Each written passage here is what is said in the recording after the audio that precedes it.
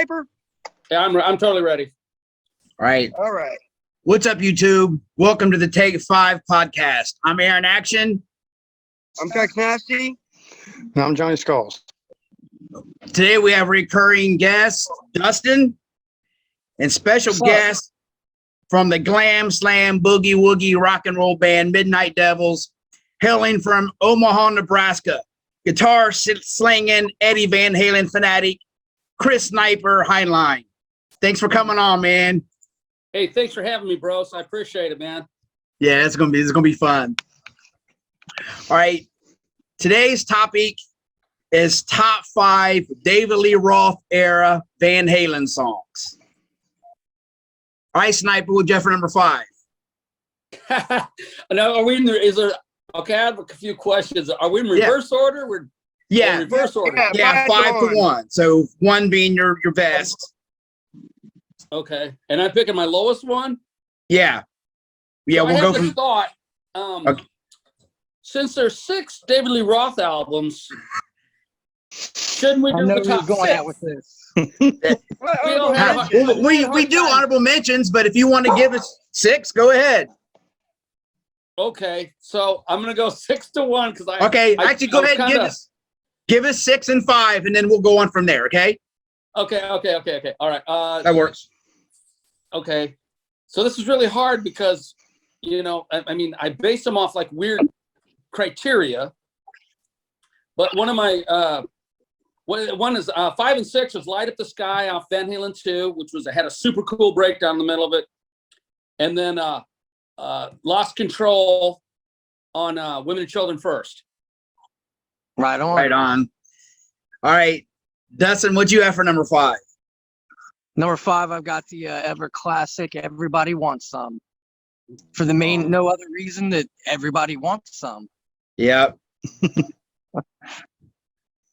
Okay, I was thinking to see if I had that one. That was an honorable mention for me. That's on my list. All right, John, what'd you have for number 5? As it should be on your number list. 5, I had Panama. Well, Sniper knows that one. They do that one I've heard it a couple live. times. Yeah. All right, Trex, what was your number 5? All right, I got an opening statement. Okay. These are my David Lee Roth songs from Van Halen I like through 1980 through 1984 is the album I remember when I got into music because, I was like 11, 12 years old when that album come out. So it was the only album I knew at that time. I dived deeper into older albums and really found some songs I like. So my number 5 is Drop Dead Legs from 1984. Man. Amazing song. Yeah, that's a great song. Like, underrated as fuck. Yeah. All right. This band has fans divided usually by which era they like better. And doing this list, I kind of realized I like them both about the same. My picks are kind of cliche, I guess. But number 5, In the Cradle Will Rock, Women, Children First, 1980. Good That's on song. my honorable mention. Yeah, that song's awesome. Yeah. All right, Sniper, what'd you have for number 4? I was thinking we were going to dive deeper past the hits, and that's why I was digging deeper than the hits. That's no. Dig as deep as you want, bro. Yeah, dude. Yeah, okay. No, seriously, we're not the biggest Van Halen fans, so dude, you say what you pick your favorites. It's your top 5. Yeah. Yeah. Well, I had another weird pick. I stayed away from Eruption and In Spanish Fly and all that kind of stuff because I mean those are so well known. But there's a song on Van Halen 2 where Eddie Van Halen kind of incorporated tapping an octave up in the intro of the song called Women in Love, which had like great harmonies and this great intro that Ed did with an Eventide harmonizer that was beyond cool. And as a guitar player, everybody was like, oh yeah, that's the one. Awesome. Oh, yeah, see, I figured you go deep cuts. Yeah, no, that's cool though. I mean, like I said, if we would have done like a Motley Crue list, I would have been doing some like deep shit. You know what I mean? But like with Van Halen, I know other stuff, but I'm just never the biggest fan of them. But all right, Dustin, what'd you have for number 4? All right, I went deep with number 4, Van Halen 1, Boogie Woogie Shuffle, I'm the One. See, I don't think I even know that one. Because we go deep. Yeah, Snipers would be like, "Damn, you guys suck." All right, John, what'd you have for number I'm the 4? one, I mean, part of it too, like you said, it's got that, Hold on. that classic Van Halen boogie woogie shuffle, and Yeah. then that's when the harmonies with Diamond Dave and Michael Anthony both, man. Right on. All right, John, what'd you have for number 4? Kind of cliche. Hot for Teacher. I'm trying to figure that'd be on somebody's list. So I stayed away from that song. Cliche, whatever, but it's a classic, man. Yes. Yeah. It's a good song. Sniper's like, get me out of here. The video. When that video come out, Alex was Aaron. The little No kid doubt. Alex was what Aaron looked like when he was a kid. You look like him. All right, Trex, what was your number 4? Well, number 4 was their instrumental Eruption. I like it. This Sniper hates us, man. No, I thought we were going deep. That's why I was like, I didn't want to pick all the hits and the No, albums. I was going No, deep. but see, I'm glad you are. I'm glad you are My because it girlfriend would thought suck I'd if go we. deep, just so you know. So Yeah. I mean, No, that's cool. So- See, it would suck if we all picked Dancing on the Street or Jump. You know what I mean? That would suck. Man, it's You know. Oh, we know what's on Trex's list. All right. No, I told you, Sniper. I said when it comes to Roth, you're going to beat us all. Yeah. All right, my number 4, Unchained. Fair Warning, 1981. Oh, I had great that song. one. Yeah. Great song. Yes. Yeah. All right. Sniper, what'd you have for number 3?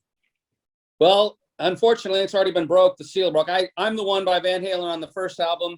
Back in the day, you remember when you used to buy records?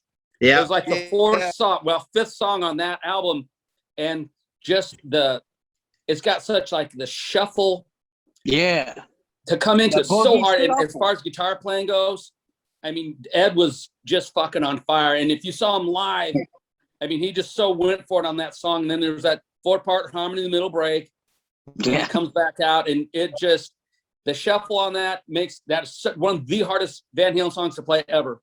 And so, of course, I love it because the guitar is great and the harmonies, and it made me want to buy a Fender Stratocaster so I could have a whammy bar and all that shit like Eddie did.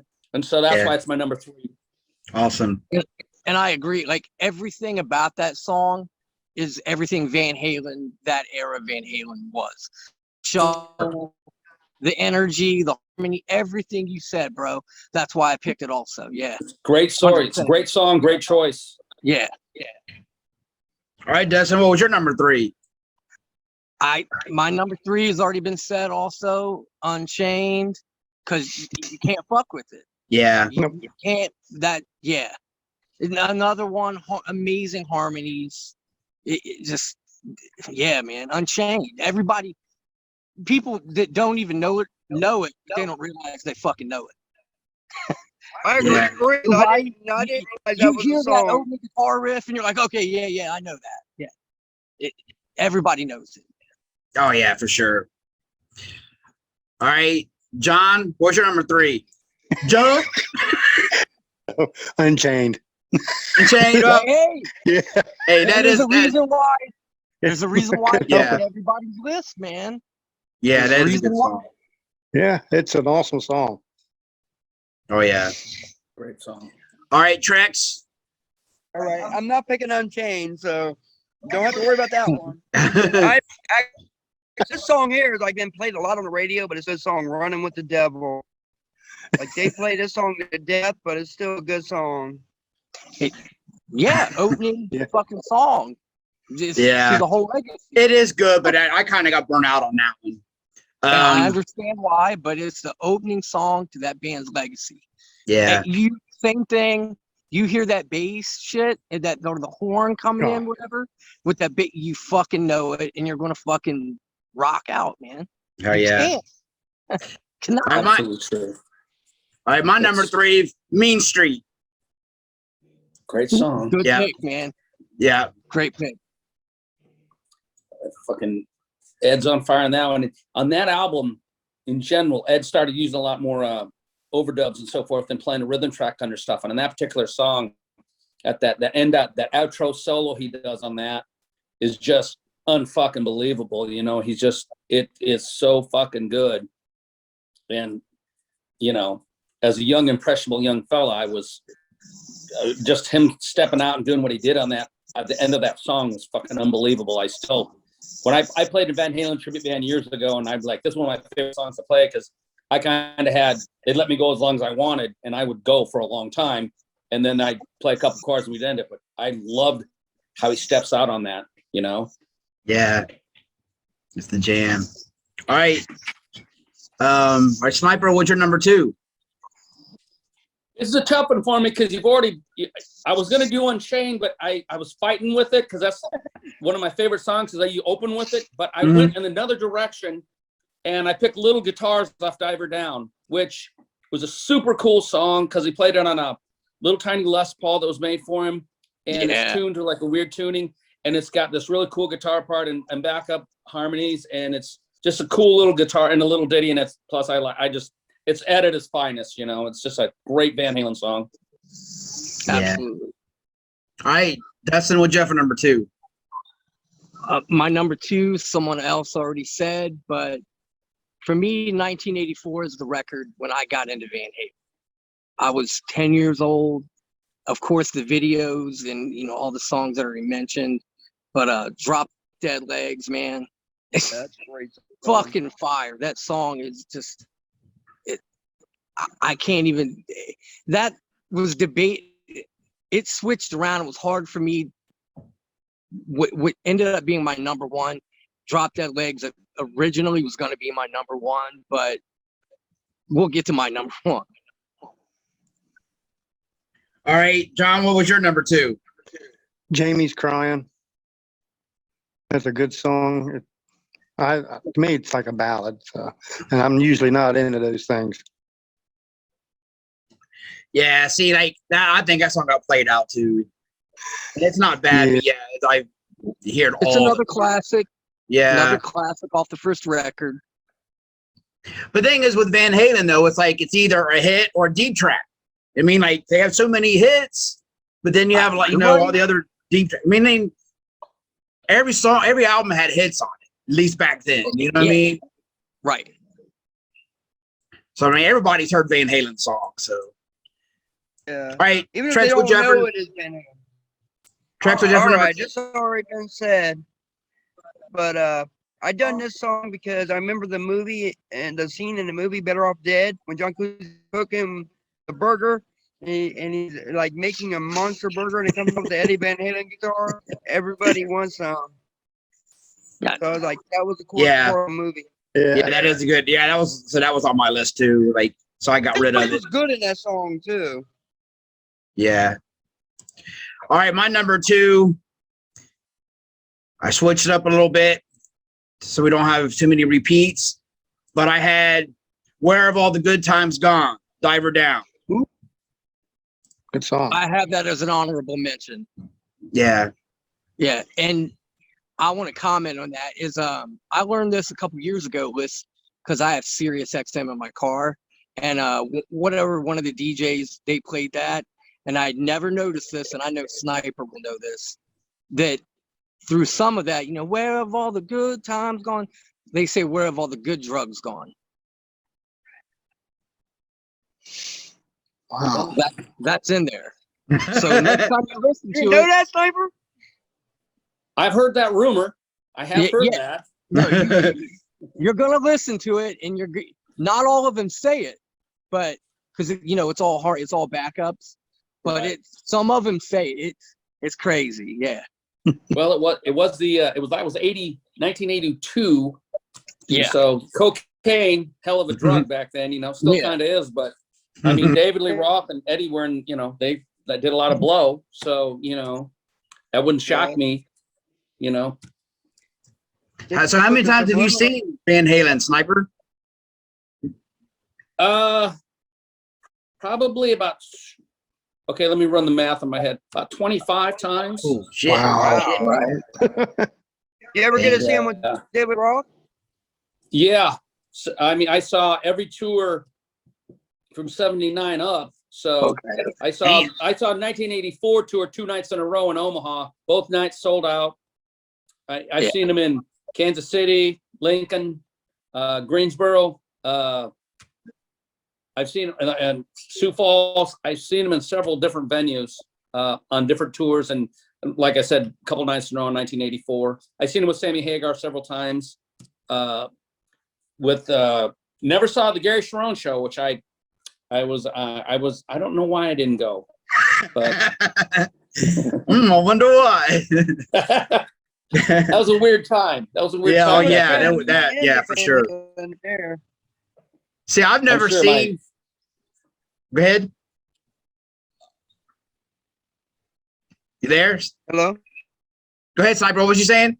Oh, I was saying, I'm sure my ex-wife had something to do with like sucking the life and money out of me, but I'm not sure back then. I was like 90, 98 or 99. I was like, contemplating jumping off a cliff, so I don't know. That could happen. Like I've never seen Van Halen, but I've seen David Lee Roth solo, but it was like in the 90s. And it was like, it wasn't the same, like it's when he cut his hair and then, I'm trying to remember what record it was. Like, I think it was called David Lee Roth or something. I can't remember. But it was Sensible Shoes, something like that, or can't remember. But it was like, it wasn't very good. I never got. I'd like to have seen him like in the 80s or with Van Halen would have been cool. But there was a time Van Halen had released 5150. It was 1986. I think I saw him in May, and then David Lee Roth was like September with that Eat 'Em and Smile tour. Yeah. And that would as much as I love Van Halen, man, David Lee Roth's band was just unbelievable on that tour. Just fucking unbelievable. That was Steve Vai, that would have been good.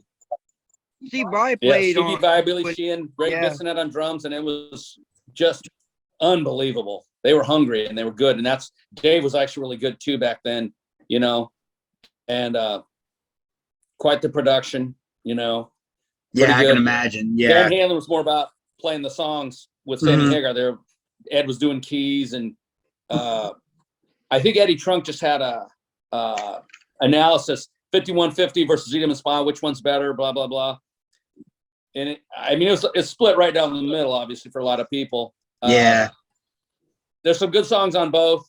I'm like, I can't pick one because I love them both so dearly, but the guitar work, Ed became like Eddie in that time frame, and Stevie Vai was kind of coming into his own right there, and so I really like that Eat 'Em and Smile record a lot. Yeah, I did too. I like that better than 150. Yeah, it's still Van Halen, but not as good to me. Yeah, well, like I always say, like I think David Lee Roth was a better front man, but Sammy had the better voice, and I think he was a better songwriter. But yeah.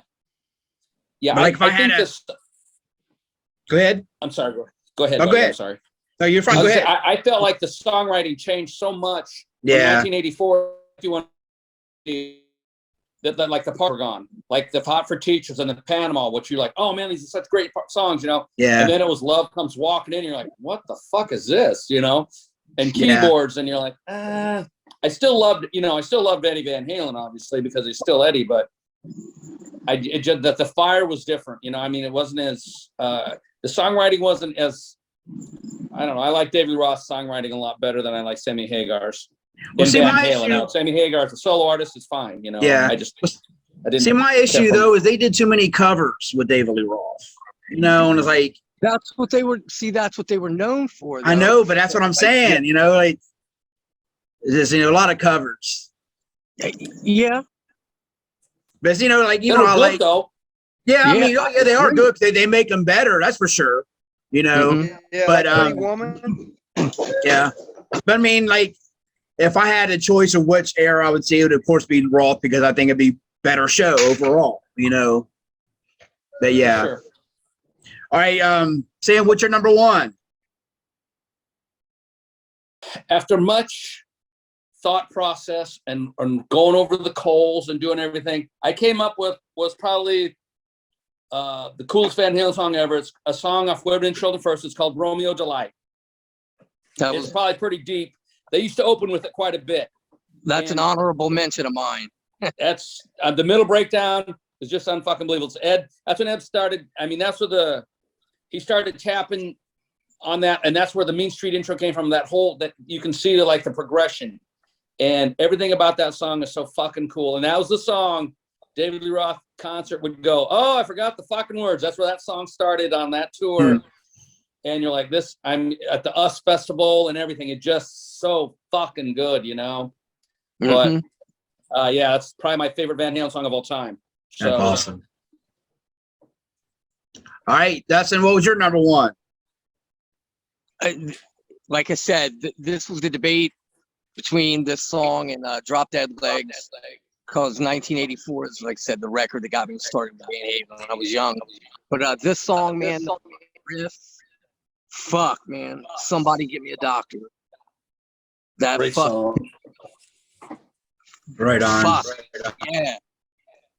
Just how it comes in with the rock star fucking intro, just with like you said, man, Ed with the fucking just the riff, and then that song just fucking smokes. All right, John. John, what's that for number one? Jump. Atomic Punk. Oh, there you go. Wow. Yeah, that came out of nowhere. Yeah, dude, that song is awesome. I remember listening to it on Sirius XM. The music playing, the lyrics, everything was just excellent on it. Yeah. All right, Trex, what was your number one? All right. We saw this a few weeks ago, but by Bullet Boys singer sung it. Ain't Talking About Love. It was great. Yeah. There's no explanation for how good that song is. And it was great when Bullet Boys did it too. Bullet Boys did a Bullet hell Boys of a and job. Winger. Yeah, they sounded good. Sounds like David Lee Roth. Yeah. They were right. clearly that original Bullet Boys was clearly influenced by Van Halen. And Oh yeah. There's Mark no question that Ted Templeman produced their shit too. Yeah. Really? Yeah. Yeah. We were at M3 when Bullet Boys' original lineup last year. Fucking unbelievable. They were so fucking good. The chemistry was, they were fucking great. I had seen Mark with a few fill-ins in the Bullet Boys, and the chemistry wasn't there, but on that particular night, they were fucking unbelievable. And then we did a show with the Bullet Boys at the Whiskey A Go-Go, and Lonnie went AWOL, and so Mark did a solo acoustic thing to save the show. Yeah. And he did a couple of Van Halen songs, and he played some like 316 and Ain't Talking About Love and stuff acoustic. It was pretty, he fucking really did a great job, man. And props to him for saving the show, because he didn't let the fans down, you know? Yeah, that's awesome. So, yeah, we seen him a few weeks ago, but it was Mark with, a bunch of other dudes. right. But yeah, they played with Winger. Bass player. And at the end of the night, he came out and they did Ain't Talk About Love with Winger. And like you're saying, it sounded so good, man. Like I was impressed. Yeah, he's actually a really good guitar player. Yeah. Yeah, that's he was killing it. Just singing. Right on. All right, my number one, I changed it. It was gonna be Hot for Teacher because that song was so kick ass. But I went with 1984's I'll Wait. Another good one. Yeah, that's a good song. That record. That's my favorite Van Halen record. Yeah. Yeah, I think we all picked something off that record. Yeah. Yeah. That That's has a a record very I gotta listen to 'em. great solo. And let me The see weird what y'all think. I think you all agree that's kind of where Eddie started introducing the keyboard stuff. Oh yeah. With that song specifically. I think, he did do, like on the Credible Rock, he played a Fender a Fender Rhodes through a Marshall on that whole song, and then on Women and Children, on Fair Warning, he did that whole Sunday Afternoon in the Park, that weird keyboard thing, and then of course Pretty Woman, that intro with Intruder, he did that with the keys and the beer can and the guitar and feedback, and so I don't think he liked to be told what to do. And they were like, don't play keyboards. Like, fuck you, I'm playing keyboards. That's kind of, how musicians get. They think they know everything, how they are. And so that's probably where, the whole Jump and I'll Wait and everything. And strange enough, I read a thing where Michael McDonald from the Doobie Brothers helped write I'll Wait with. Did you know that? Yeah, I think I did hear that. Yeah. Yeah, it's a weird. It's a weird story. Like, that's so weird. Yeah, it's cool song. I love the guitar solo. I love the whole everything about it. And you know, Ed does a great solo on that. It's great. The whole song is really well done, and I do like it. And they still play it. Like the last time I saw them in 2015, they played it. You know, and it was, you know, they flew in the keyboards obviously, but it still sounded really good. You know, like you mentioned how they hated the keyboards. Wasn't that the reason Roth ended up out of the band? Because he didn't like those love. I know, if you have you read Noel Monk's book, Running with the Devil? There's a lot of animosity between him and Eddie, like from like 1981, 82 on, maybe even 1980 on. There was a lot of animosity building up, and you know, friction was what makes a band, obviously, because the better the song is, the better performance. But it can get to you when you're abusing cocaine and alcohol and all the shit you do, you know. But I know Dave wanted to do his thing, and Eddie wanted to do his thing, and it just they're butting heads, and you know, it's just you get to. I mean, there's 15 different stories, but I mean, only Ed and Dave know the truth, right? You know, so, and you know, I don't know if you saw that recently released. There was like that of a guy was texting with Eddie, like a journalist. That was like about 3 weeks ago. There was a story, and they released it in Rolling Stone, and it was saying, and it was just like 2015, maybe 2016, right before he died. How he was like really burnt out on Roth and his fucking glitzy Vegas bullshit stuff he wanted to do, and Eddie wanted to write serious music, and he knew that the band was over and his health issues were coming to get him anyway because of COVID was he couldn't fly to Germany to get treatments anymore and all this shit.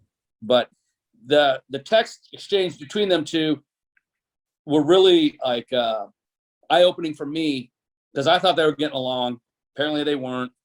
Ed kept it to himself, and David Lee Roth and Ed didn't end on good terms. If you get a chance, Google that and read the interview and the exchange. It's interesting, like, because it happened in like 2018, 2019 timeframe, right after their last tour on 2015. I remember it was about 20 years ago, Sammy Hagar and Van Halen went on like an anti-Van Halen tour or something.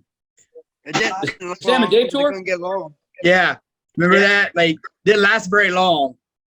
I think it lasted like 5 shows and they couldn't get along. Yeah, they couldn't get along. Do you remember that set, Sniper? I did go see it in Greensboro, North Carolina. Oh, did you? Really? The Sam and Dave tour, yeah. And Michael Anthony was on some of it. Yeah. Yeah. Because he was fired too. Yeah, it was a complete train wreck from start to finish, and you know, addiction is a hell of a thing, you know. So it's hard for people. It was bad. They came out and did a couple songs together. Michael Anthony came out. It was like night and day. You had Sammy singing and Dave doing his Vegas thing, and he was still not singing terrible back then. Just like now, you just see him. When's the last time you saw David Lee Roth? I saw him right before COVID when he was opening for Kiss, and it was pretty rough. Oh yeah, you know? I heard it was. But did he retire or something for a while after that? Yeah, it's.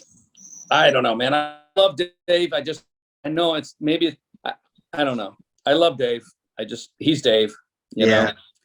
It's funny because he's not the only one suffering from. I mean, Don Dock and Vince Neil, Bon Jovi, they're all not doing very well, you know. Yeah. So, but it's funny, like those man. Sam and Dave hate each other. I remember hearing them on Howard Stern promoting that tour.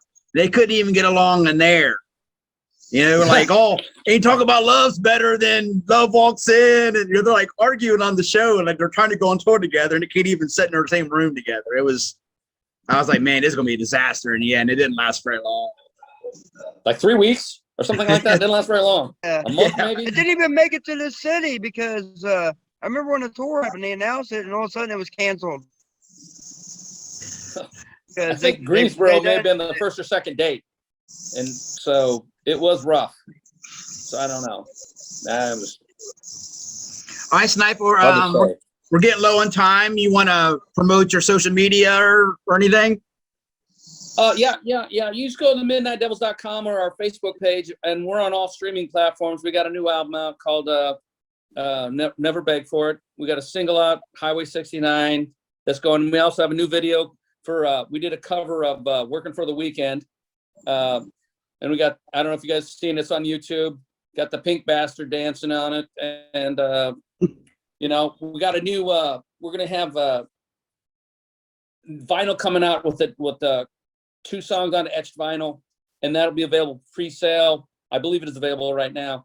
I'm terrible at this kind of stuff because Sam usually handles it. And we're going to be playing the Whiskey coming up here in September with Pretty Boy Floyd and Vamped with Pretty Boy Floyd. So there's some like memorabilia stuff that's available, the show poster and like a ticket and a tour you know, like a, I don't know what you call it, a swag bag of shit to get for that. If you can't make a show, at least you can get some of the remnants of it. So we got that coming up. Then we got Rocklahoma, Labor Day weekend. We're playing with all the guys down there at Rocklahoma. I think our night is Sunday, so we're like one of the last bands of the night. So might be cool. You know, I don't know.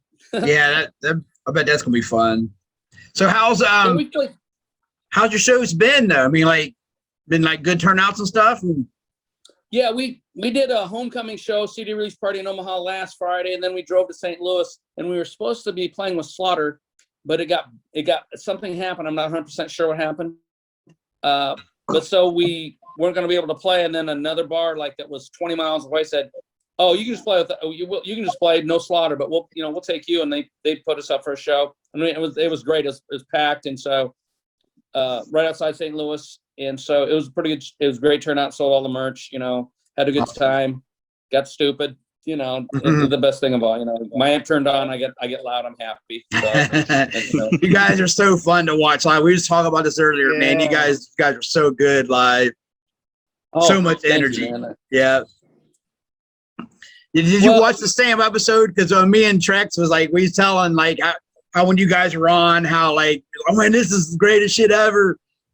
As soon as Sam walked out there, Trex like, "No, we got a show, man." Yeah, because Sam great. had his back turned to the audience. He was talking to Jimmy, and I just saw his hair. I'm like, "Oh God, now it's a show." You didn't. You got to perform. Yeah. And you were out there with the guitar. We was like, "This is great." It's funny you would say that because there's nothing worse than going to a club and you can't tell who's in the band. If they're just at the show, they're walking around their cargo shorts or whatever, and you're like, is this guy in the band? So one thing we always try to do is like, I mean, you can tell we're in the band. Oh yeah, for sure. Yeah. Sam and Jimmy got their little, they wear some weird stuff. I'm more laid back. Like I'm just like, I just want to play guitar and wear black leather, So that's what I do. But oh yeah, I just want to go out there and like, play some guitar and have some fun and jump around and, have fun for an hour, and then I'm like, I'm done. I'm like, that's kick ass. I did my shit. I'm sweaty and I smell, but it's cool because my guitar's soaking wet and the strings are ruined, but I had a great time. And it's the best part of the day for me. 23 hours of the day suck. That part's good. The 1 hour is great. So oh hell yeah. I do like, I mean, it's everything else in life is kind of shitty compared to that. So what do you do, Yeah. All right, that's awesome. Well, I know one thing I enjoyed about the show was when you and Sam were on the drum riser and you guys did your jump. That was like, old school. That was the way a show should start out. Thanks, man. Yeah, like, you know awesome. What? Thank you. We like it's not nothing planned. We're just like, oh fuck, drum riser, kick ass, we can jump off it, And so it's like if we have a drum riser, we'll jump off it, and we like. Anybody, you see a lot of bands today, they just kind of stand in place and don't do much. And it's not much entertainment. So, yeah. I mean, if nothing else, it's, I like having fun. And if the music makes you jump around, that's cool too. And that's kind of what it does for us. Where you want to swing your arm or put your guitar in the air or, jump up in the air, whatever. That's what the music makes you do. That's you just let it fucking happen, Oh yeah. Some of that 90s stuff made you want to just stand there, and some of it's kind of dark and depressing, and it was just grab, Yeah, you want to. Yeah, people pay $10 to see you or $5 to see you. They want a show. Yeah, So we've always thought, like, hey man, if you can put on the best show you can for $5, you know, earn the $5 You know what I'm saying? Yeah, bands, yeah, they don't put on shows like they used to, and that was, you know, it was nice to see you guys so energetic and so much going on. You know, like, you know, growing up in this style of music is like, you know, we got used to that. Then in the '90s, things kind of changed up, and you know, more angry, which I like that stuff too. But it's like, but it wasn't fun anymore. You know what I mean? Oh yeah, and it's good to see you guys bring it back. Oh, thanks, man. We enjoy playing for sure. We love touring. We love playing. You know, me and Sam already started writing for the next record. You know, so awesome. We're gonna try to. We do the plot is there. You just have to follow it. You know, it's like the olden days, like in the '80s, the band is like put out a record, tour for a year, put out a record, tour for a year, and so that's what we try to put a record out a year. It didn't work last time because of COVID, but we're trying to put out a record again in about a year so we can tour it again, you know, make another video and tour some more on like the third album. So hopefully, you know, God willing, you know, so there's that, you know. Awesome. Then I wanted to ask you about the guitar you have there. It looks like you have one of your Bumblebee guitars there. I do. Actually, this one was, I had a friend of mine at Triple X Guitars put this on his website, and this thing weighs like 10 fucking pounds. It's really heavy. It's a piece of ash. And I was like, he's like, well, I'm thinking about selling this. I said, well, I want it, you know? So he goes, okay. And he sent it to me, and I absolutely fucking love it. They've got the other Charvels. I don't know. It sounds fucking great. It's got, you know, Floyd Rose, fucking, it's all reliced up and beat up and shit. And so it's pretty cool.